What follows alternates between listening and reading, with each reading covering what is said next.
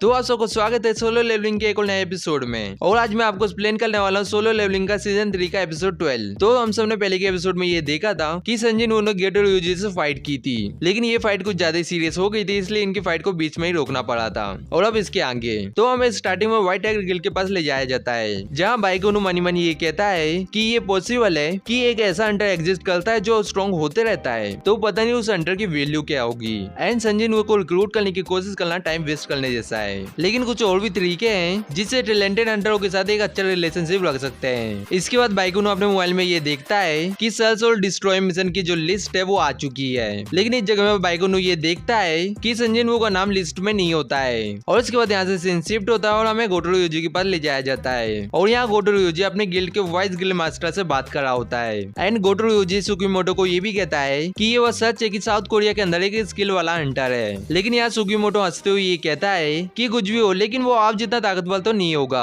गोटोरो UG ये कहता है कि मैं इस चीज को लेकर सोल्ड नहीं हूँ। ये सुनने के बाद सुकीमोटो ये पूछता है कि उस हंटर का नाम क्या है। गोटोरो यूजी उसे ये बताता है कि उसका नाम संजिनवू है और ये सेकंड टाइम अवेक हुआ है एंड रिसेंटली ये एस क्लास हंटर भी बना है। लेकिन यहाँ सुकीमोटो ये कहता है कि ये अजीब है क्योंकि मुझे इसका नाम लिस्ट में नहीं दिख रहा है। गोटोरो यूजी ये पूछता है कि तुम कौन सी लिस्ट के बारे में बात कर रहे हो। सुकीमोटो ये बताता है कि मुझे माफ करना, मैंने तुम्हें एक्सप्लेन नहीं किया, लेकिन अभी साउथ कोरिया ने उनके हंटरों की लिस्ट भेजी है। तो इस लिस्ट के अंदर चाहे जोंगहिन, मा डोंगवुक, बाइकोनू, चाहिन, लिम तेगु और माइन भी होंगे। और कोरिया ने इन 6 हंटरों को भेजा है जीजू आइलैंड की रेड के लिए, जो 4 दिनों के बाद स्टार्ट होने वाली है। गोटोरो यूजी ये कहता है कि ऐसा होना इम्पॉसिबल है क्योंकि चेयरमैन इतने पागल नहीं है कि वो संजिनवू को टीम में इंक्लूड ना करे। लेकिन यहाँ सुकीमोटो ये कहता है कि सब कुछ ठीक रहेगा क्योंकि इस रेड में 16 एस क्लास हंटर पार्टिसिपेट कर रहे हैं। गोटोरो यूजी ये सुन के ये कहता है कि ठीक है, मैं कुछ ज्यादा ही टेंशन ले रहा था। और ये भी कहता है कि रेड स्टार्ट होने से पहले मैं तुम्हें एक और कॉल करूंगा।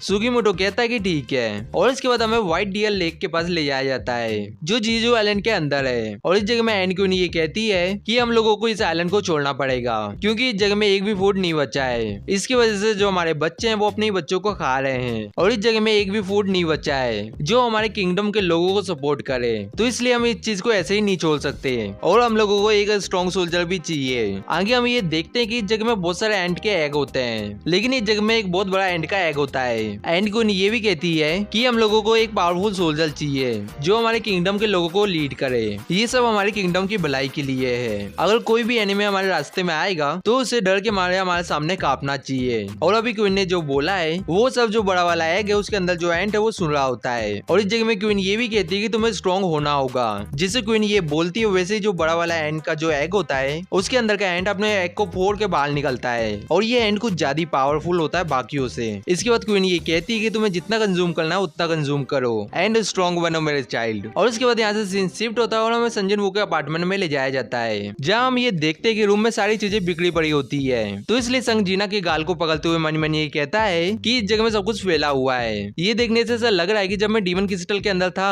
तो किसी ने इस जगह को क्लीन ही नहीं किया। लेकिन यहाँ संग की मदर हंसते हुए ये कहती है कि मुझे 4 साल हो चुके हैं घर के काम किए हुए, तो क्या ख्याल है हम सब इसे मिल के साफ करें। ये सुनने के बाद संग स्माइल करता है। इसके बाद संग की मदर रूम को साफ करते हुए ये कहती है कि ये जगह कुछ ज्यादा गंदी हो गई है और इसकी वजह से जो छुपी हुई जगह है वो भी गंदी हो चुकी है। ये सुन के संजीनवू ये कहता है कि आप सही कह रहे हैं क्योंकि हम इस जगह में बचपन से रह रहे हैं। इसके बाद जीनो की मदर उससे ये पूछती है कि जब मैं स्लीप में थी तब क्या तुम्हें अपने फादर के बारे में कुछ पता चला। संजीनवू यहाँ ये बताता है कि उसे कुछ भी पता नहीं चला है। और उसके बाद संग मनी मनी ये सोचता है कि अगर मैं अपनी मदर को ये बात बता देता हूँ कि मैं अपने फादर के जैसा एक हंटर बन चुका हूँ तो पता नहीं मदर ये जानने के बाद क्या बोलेंगी। और फादर की वजह से मदर इस पुराने घर को छोड़ना नहीं चाहती है, जबकि मैंने इतना ज्यादा पैसा कमा लिया है जितना लोग अपनी पूरी जिंदगी में नहीं देख पाते। लेकिन फादर की वजह से हम इस जगह में अभी तक रुके हुए हैं और हर महीने इस जगह का रेंट दे रहे हैं। वैसे फादर काफी महीने पहले ही गुम चुके थे, लेकिन यहाँ मदर अभी भी उनका वेट कर रही है क्योंकि मदर को ये उम्मीद है कि फादर एक दिन वापस आ जाएंगे, तो इसलिए मदर को मेरी जरूरत है। लेकिन इस जगह में संग जीजू आइलैंड की रेट के बारे में भी सोच रहा होता है। और इसके बाद यहाँ से सीन शिफ्ट होता है और हमें एक रिपोर्टर के पास ले जाया जाता है जो सबको ये बता रहा होता है कि ये जो एंट है वो बहुत जल्दी इवॉल्व होते जा रहे हैं और ये सारी चीजें न्यूज में सबको बताई जा रही होती है। और वो बंदा ये भी बताता है कि इन म्यूटेंट एंट के जो नंबर है वो इंक्रीज हो गए तो ये लोग एक पूरी कॉलोनी को डिस्ट्रॉय कर सकते हैं और इस चीज को हम एवोल्यूशन बोलते हैं। और इसके बाद वो रिपोर्टर एंट की फोटो दिखाते हुए ये कहता है कि इस फोटो को फर्स्ट एंड सेकंड मिशन के दौरान लिया गया था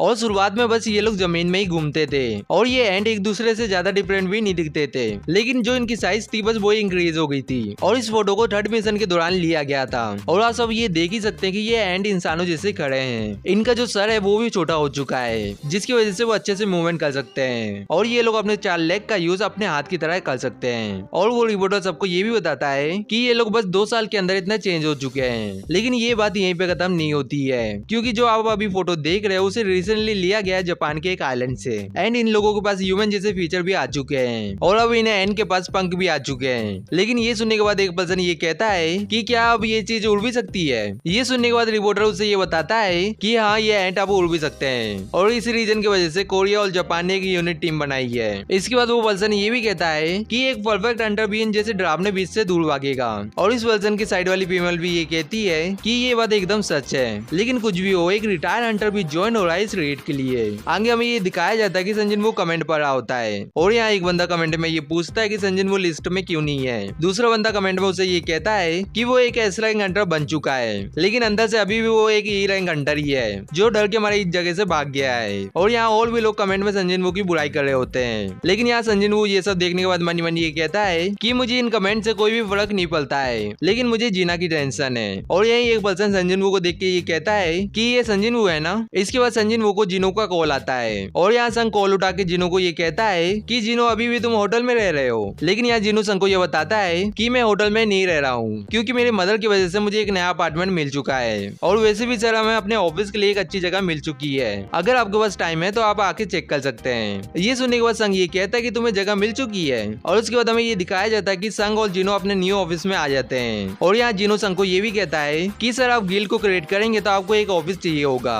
और इसलिए मैंने अपने आसपास की बेस्ट बिल्डिंग को चुना है। तो क्या ख्याल है आपका इस जगह के बारे में। लेकिन यहाँ संग जिनो को ये कहता है कि तुम्हें नहीं लगता कि ये जगह कुछ ज्यादा ही बड़ी है हम दोनों के लिए। लेकिन यहाँ जिनो ये कहता है कि सर आप क्या बात कर रहे हैं, गिल्ड को क्रिएट करने के लिए 3 हंटर चाहिए रहते हैं, जैसे कि एक गिल्ड मास्टर, एक वाइस गिल्ड मास्टर और एक एम्प्लॉई। ये सुनने के बाद संग ये कहता है कि इसका मतलब ये है कि मुझे एक और पर्सन को रिक्रूट करना पड़ेगा। संग मनी मनी ये भी कहता है कि मुझे एक ऐसे हंटर को चुनना पड़ेगा जिसे मैं जानता हूँ। तभी जिनो उसे ये बताता है कि सर आपके लिए इस जगह में कोई आया था। संग जिनो से पूछता है कि मेरे लिए कौन आया था। जिनो संग को ये बताता है कि सर वो एक विदेशी था और जिनो संग को उस विदेशी का कॉन्टेक्ट कार्ड देते हुए ये कहता है कि वो लोग ये चाहते हैं कि आप उन्हें एक बार कॉल कर लें और उन्हें ये भी बोला है कि वो कोरिया के अंदर 17 जुलाई तक रुकेंगे। ये सब सुनने के बाद संग मनी मनी ये सोच रहा होता है कि वो विदेशी कौन होगा। लेकिन यहाँ अचानक से संग कुछ नोटिस करता है और जिनो को कहता है कि रुको जरा। ये देख के जिनो ये पूछता है कि सर कुछ हुआ है क्या। संग शैडो एक्सचेंज एबिलिटी का यूज करते हुए कहता है कि मुझे घर जाना होगा। ये बोल के संग यहाँ से डायरेक्ट टेलीपोर्ट हो जाता है। लेकिन यहाँ जिनो संग की जगह संग की शैडो को देख के बहुत ज्यादा हैरान हो जाता है। और हमें दूसरे सीन में ये दिखाया जाता है कि एक खूनी ने एक लड़की के गले में चाकू रखा होता है और वो खूनी ये भी कहता है कि अगर तुम चिल्लाओगी तो मैं तुम्हें मार दूंगा।